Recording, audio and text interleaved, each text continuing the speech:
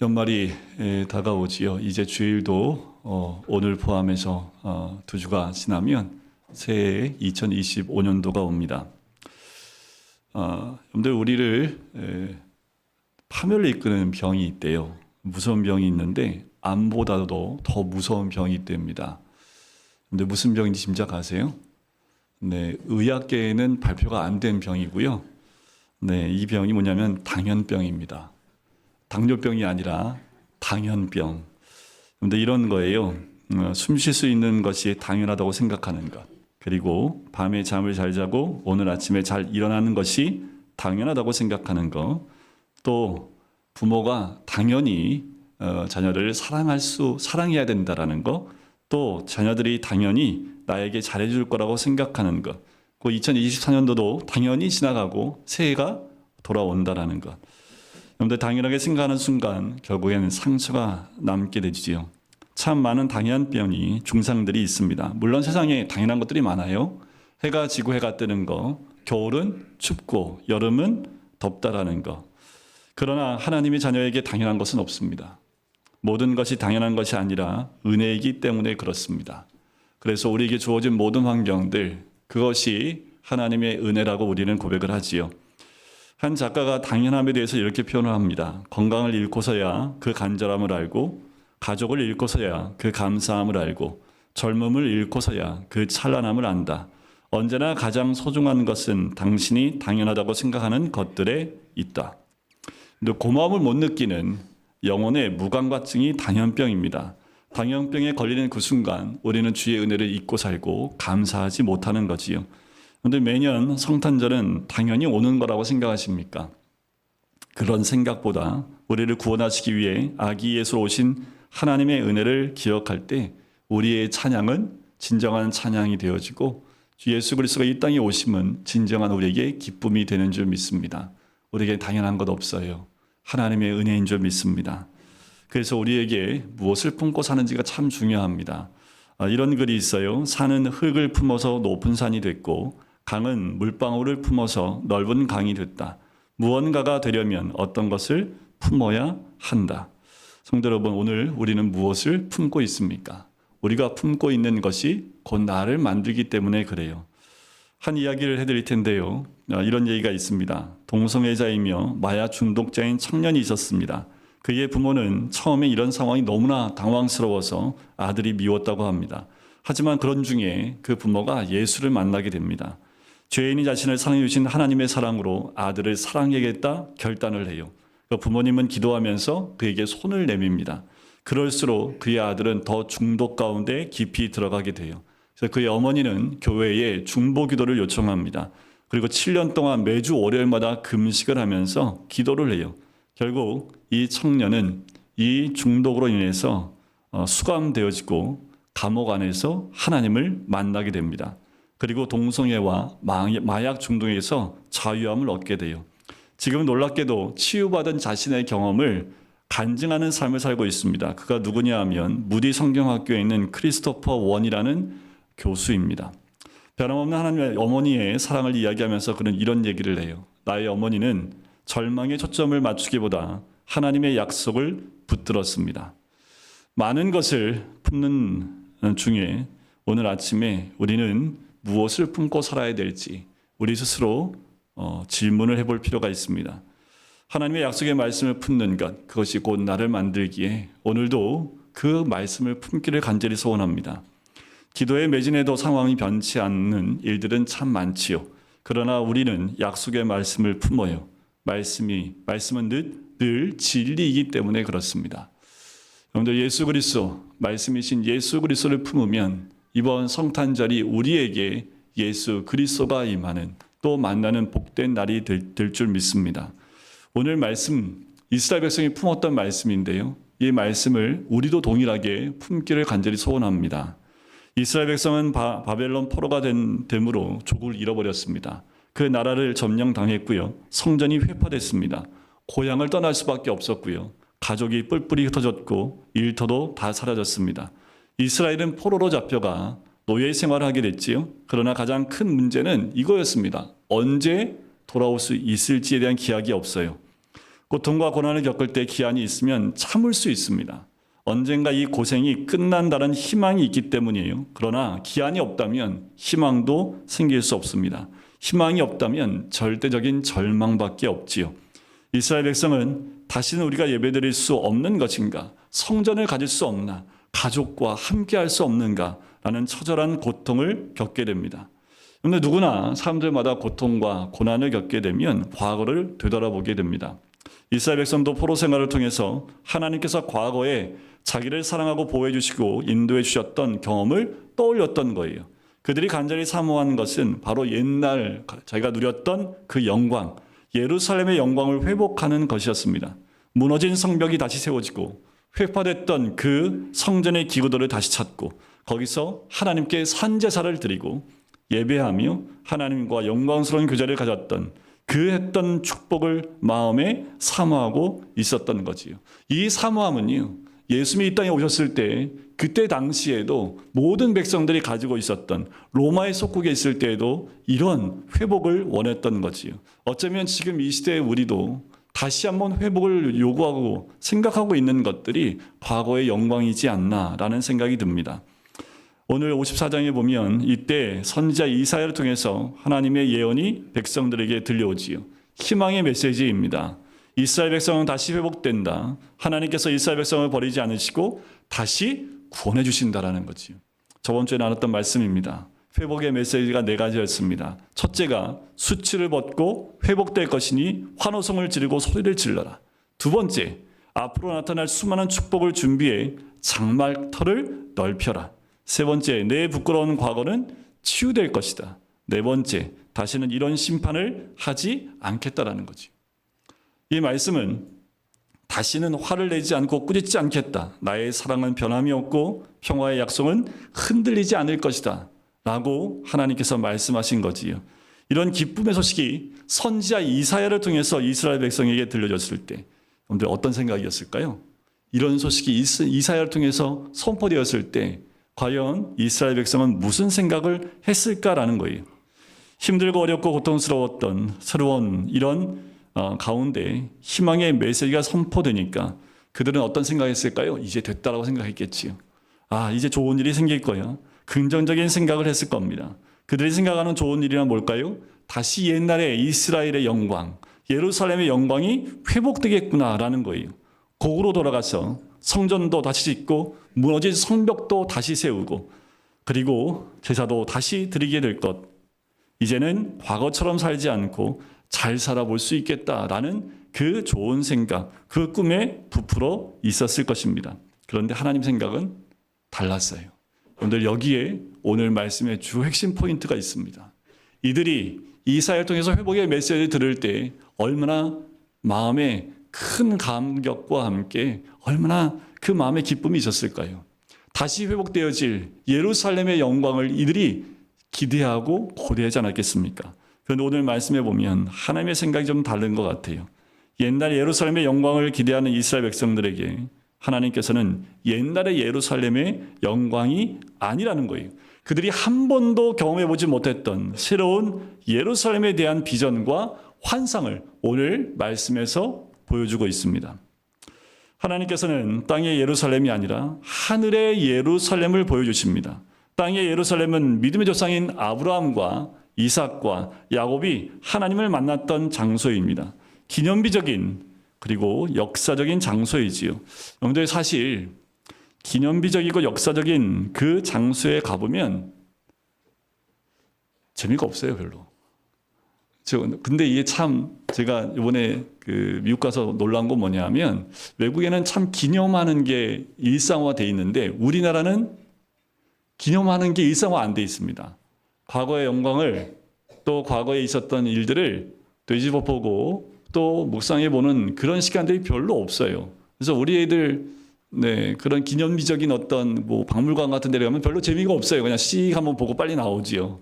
그리고 다 봤다고 다음에 또 간다면 거기 갔는데 왜 또 가? 라는 얘기를 하지요. 자, 이 박물관 같은 데 가면 놀랄 일들이 많이 있지만 거기에는 한 가지 없는 게 있습니다. 그게 뭐냐면 생명력이 없어요.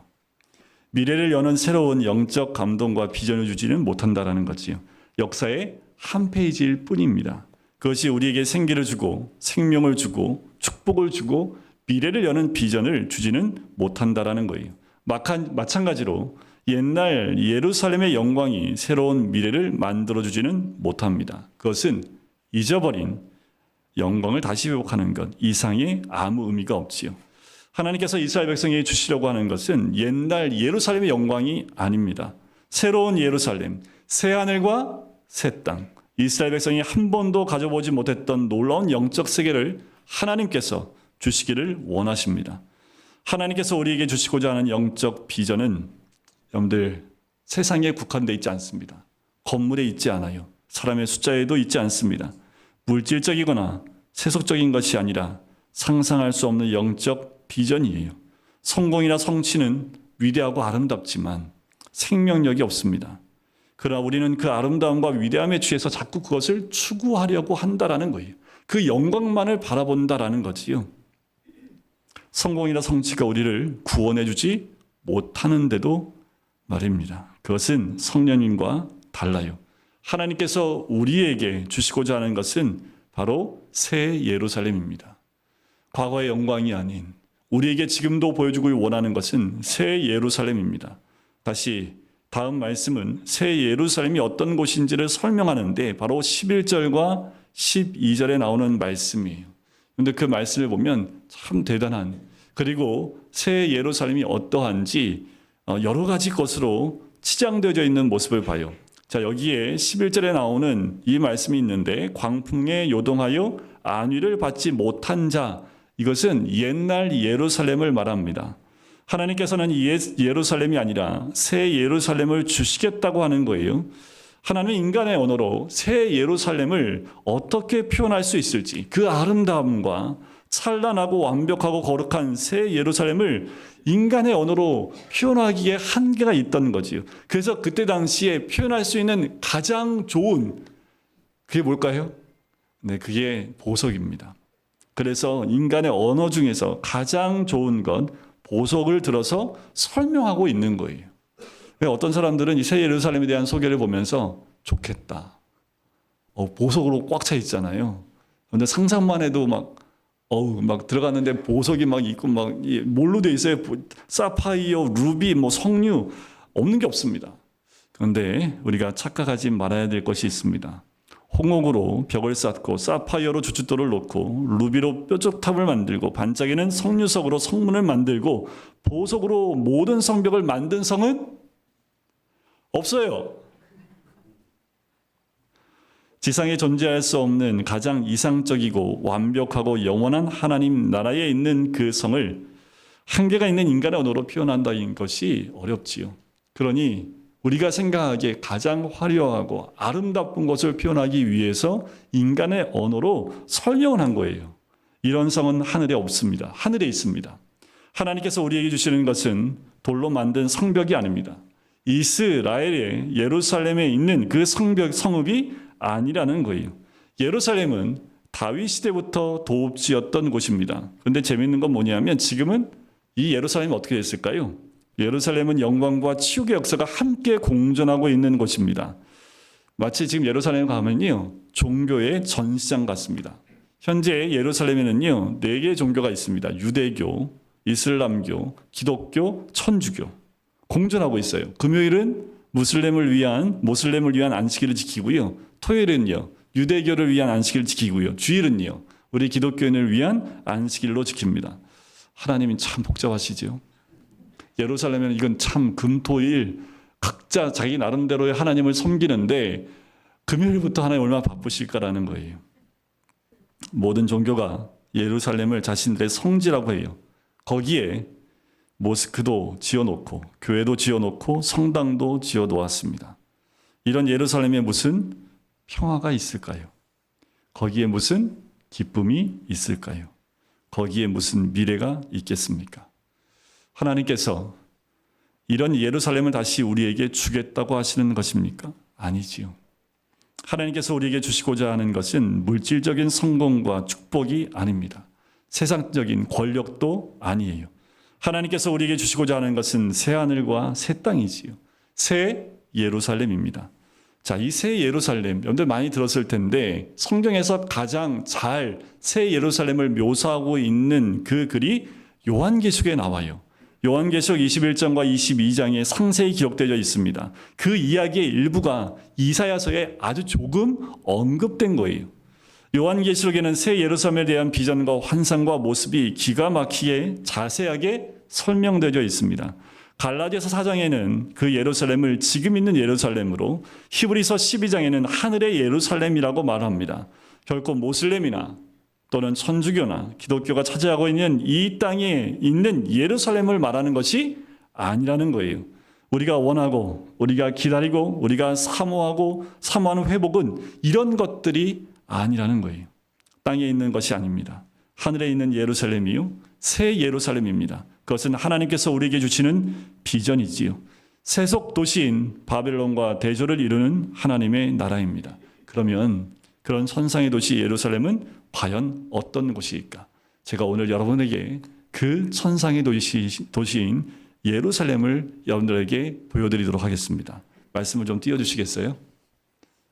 그 다음에 말씀이 있는데 요한계시록 21장 1절부터 7절까지 말씀이 아주 자세하게 나옵니다. 오늘 여러분들이 이 1절부터 7절까지의 말씀을 딱 붙잡고 가시면 여러분들 우리 2025년도에는 새로운 비전으로 하나님 주신 새하늘과 새 땅을 바라보는 새해가 될 줄 믿습니다. 우리 같이 한번 읽어볼까요? 같이 읽겠습니다.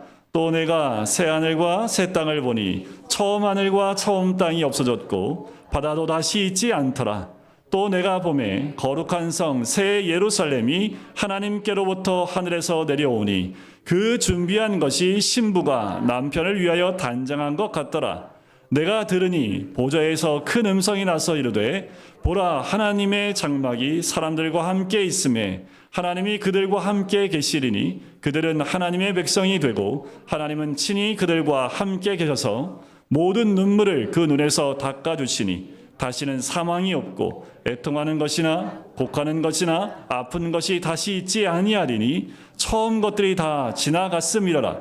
보좌에 앉으신 이가 이르되 보라, 내가 만물을 새롭게 하노라 하시고 또 이르시되 이 말은 신실하고 참되니 기록하라 하시고 또 내게 말씀하시되 이루었도다. 나는 알파와 오메가요 처음과 마지막이라. 내가 생명수 샘물을 목마른 자에게 값없이 주리니 이기는 자는 이것들을 상속으로 받으리라. 나는 그의 하나님이 되고 그는 내 아들이 되리라. 아멘. 여러분들 이 말씀 새 하늘과 새 땅이고 새 예루살렘입니다. 사도 요한이 환상 중에 보았지요. 그리고 하나님께서 보좌에서 큰 음성으로 말씀하시는 것을 세례 요한이 들은 거예요. 이것을 보면 새 예루살렘이 실제로 있다라는 것을 알 수 있습니다. 새 예루살렘은 상상 속에 있는 것이 아닙니다. 더욱 놀라운 것은 우리가 가는 것이 아니라요, 새 예루살렘이 우리에게 오고 있다라는 거예요. 천국이 우리에게 오고 있는 겁니다. 하나님의 나라가 우리에게 오고 있는 거지요. 이미 왔습니다. 오고 있고 올 것입니다. 이것은 눈물도 없고요, 죽음도 없고 고통도 없고 병도 없는 것입니다. 예수님이 이 땅에 오심으로 하나님 나라가 이 땅에 임하기 시작을 하는 거지요. 여러분들 사도 요한이 보았던, 여러분들 이 사도 요한이 21장의 1절부터 7절까지의 그 새하늘과 새 땅을 보며 얼마나 감격을 했을까. 하지만 우리는 말씀을 대하면서 너무나 감격이 없는 모습으로 이 말씀을 대하고 있지는 않은지, 여러분들 이 새하늘과 새 땅은 하나님이 우리에게 허락하신 땅인 줄 믿습니다. 우리에게 주시는 하나님의 비전은 땅의 비전이 아니에요. 물질의 비전도 아닙니다. 물론 병도 고치고요, 돈도 주시지요. 그것도 축복입니다. 하지만 그 축복은 세상에 국한되어 있는 축복이지요. 그것이 필요 없다는 뜻이 아니라 거기에 머물러 있으면 안 된다라는 거예요. 우리의 비전은 땅의 권력에 있지 않습니다. 하늘에 있어요. 새 예루살렘에 있습니다. 세상 일이 너무 복잡하고 많다 보니 우리는 종종 이 새하늘과 새 땅인 새 예루살렘을 잊어버리지요. 생각이 희미해집니다. 여러분들 이 올해 마지막을 보내면서 또 마지막 주를 맞이하면서 우리가 다시 한번 회복하고 기억해야 될 부분이 새하늘과 새 땅입니다. 우리가 땅에 살지만 하늘을 보고 살아야 하지요. 왜 그래요? 우리의 시민권은 어디에 있기 때문이에요? 하늘에 있기 때문입니다. 아무리 고통스럽고 병들고 힘들지라도 거기에 머물지 않아야 합니다. 하나님께서 이스라엘 백성에게 주시고자 했던 새 예루살렘, 새 하늘과 새 땅, 그곳에 우리에게도 주실 것입니다. 그러면 어떤 고난도 넉넉히 이길 수 있습니다. 지금에 일어나는 모든 사건들과 모든 환경들 넉넉히 이길 수 있을 줄 믿습니다. 그래서 오늘 이사야 말씀 가운데 그러면 새 예루살렘의 외형을 보소로 설명을 했습니다. 상상할 수 없는 화려함과 상상할 수 없는 아름다움과 거룩하고 완벽한 새 예루살렘이 신부가 신랑을 위해 단장하는 것처럼 내려올 것입니다. 그렇다면 새 예루살렘의 내면적인 모습은 뭘까라는 거예요. 그 내면적 모습은 어떻게 설명할 수 있을까? 오늘 이사야 54장 13절과 14절 말씀에 보면 평화와 정의로 정의합니다. 새 예루살렘에는 평화가 있고요. 정의가 있고 하나님의 말씀이 있습니다. 그곳에는 압제가 없고 두려움과 공포도 없지요. 하나님 나라에는 사단의 세력, 영향력, 공격이 모두 사라집니다. 그 어떠한 어둠의 권세도 하나님 나라에는 임할 수 없습니다. 하나님께서 너와 다투던 사람들은 다 무릎을 꿇을 것이고 너를 죽이려고 만들었던 무기는 다 무기력해질 것이고 너를 고소하려던 그 혀들은 다 패소하게 될 것이다 말씀을 해요. 새 예루살렘을 생각하다 보면 여러분들 예수님께서 십자가로 가시기 전에 우리에게 주셨던 그 말씀이 기억이 납니다. 너희는 마음에 근심하지 말라. 하나님을 믿으니 또 나를 믿으라. 내 아버지 집에 거할 것이 많도다. 그렇지 않으면 너희에게 일렀으리라. 내가 너희를 위하여 거처를 예비하러 가노니 가서 너희를 위하여 거처를 예비하면 내가 다시 와서 너희를 내게로 영접하여 나 있는 곳에 너희도 있게 하리라. 여러분, 우리에게 죽음은 두려움의 대상이 아닙니다. 우리는 이미 그 죽음을 이긴 줄 믿습니다. 죽음에 대한 불안과 걱정은 마귀가 주는 것 이상 이사도 아닙니다. 우리는 죽어도 상관이 없어요. 왜요? 죽음이 나를 잡을 수 없기 때문에 그렇습니다. 사망한 너의 승리가 어디 있느냐? 사망한 내가 쏘는 것이 어디 있느냐라는 거지요. 우리는 죽음에 대한 두려움에서 해방되어야 합니다. 죽음 대신에 우리는 새하늘에 대한 영광과 비전이 있어요. 우리는 이 땅을 위에서 사는 것이 아닙니다. 우리의 고향은 영원한 그곳이지요. 우리의 비전도 관심도 그곳에 있습니다. 우리가 사는 이 땅은 안개와 같아요. 그러니 이 땅에 있는 것 가지고 너무 아웅다웅하지 마십시오. 감정적으로 대하지 마십시오. 안개와 같은 것들 때문에 나의 모든 것을 걸지 마세요. 우리의 고향은 천국이고 새하늘과 새 땅입니다. 우리가 살아있을 때는 최선을 다해 이 땅에 하나님 나라를 세우고요. 죽을 때는 육신의 옷을 벗고 나아가는 것입니다. 우리가 이 땅에서 해야 될 가장 큰 비전과 목적은 이 땅 가운데 하나님 나라를 세우는 거지요. 여러분들 가정에 하나님 나라를 세우는 거예요. 부모가 찾은 그 하나님의 나라를 우리 자녀의 가슴마다 하나님 나라로 세워주는 겁니다. 이것이 새 예루살렘을 가진 사람들의 특권입니다. 여러분들 이 특권을 잊지 마십시오. 이 특권을 잃어버리지 마십시오. 우리는 이 특권을 누리는 사람들입니다. 우리는 이 땅에 매여있는 사람들이 아니라 새하늘과 새 땅, 새 예루살렘을 바라보며 주신 비전을 바라보며 나가는 하나님의 사람들이라는 거예요. 여러분들 이 땅에 소망을 두는 사람은 결국 안개와 함께 사라질 것입니다. 우리의 소망은 주께 있습니다. 우리의 희망도 주께 있습니다.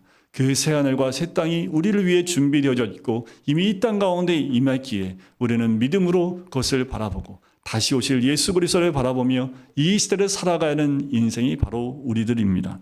하나님 나라는 하늘에만 있는 것 아닙니다. 하나님의 나라를 이루기 위해서 예수님이 세상에 오셨습니다. 그 예수님이 하나님 나라를 이 땅에 이루시기 위해 이 땅에 오셨어요. 그것이 우리에게 참 기쁨인 줄 믿습니다. 우리 안에 오셨고 그리고 하나님 나라를 여기에서부터 이루어 가시는 거지요. 하나님 나라가 여기에 있습니다. 이 안에 하나님 나라가 있기에 여러분들 가정이 하나님 나라를 바라볼 수 있고 그 가정들이 모인 교회가 하나님 나라를 꿈꾸며 함께 주님이 오실 날을 예비하고 준비하고 새하늘과 새 땅을 꿈꿀 수 있는 거지요. 여러분 2025년도에 우리를 위해 준비하신 그 비전을 바라보길 원합니다. 우리를 위해 예비하신 새하늘과 새 땅을 바라보기를 원합니다. 내 현재의 모습에 국한되어 있는 것, 내가 이 땅에서 회복되어지는 것으로 끝나는 것이 아니라 더 나아가 하나님이 허락하신 비전과 그 꿈과 희망을 바라보며 소망을 바라보며 내년 2025년도에는 이스라엘 백성에게 주신 그 비전이 바로 나의 비전이 되어지고 우리 가정의 비전이 되어지고 우리 모든 성도님들의 비전이 되시기를 주님의 이름으로 간절히 축원드립니다.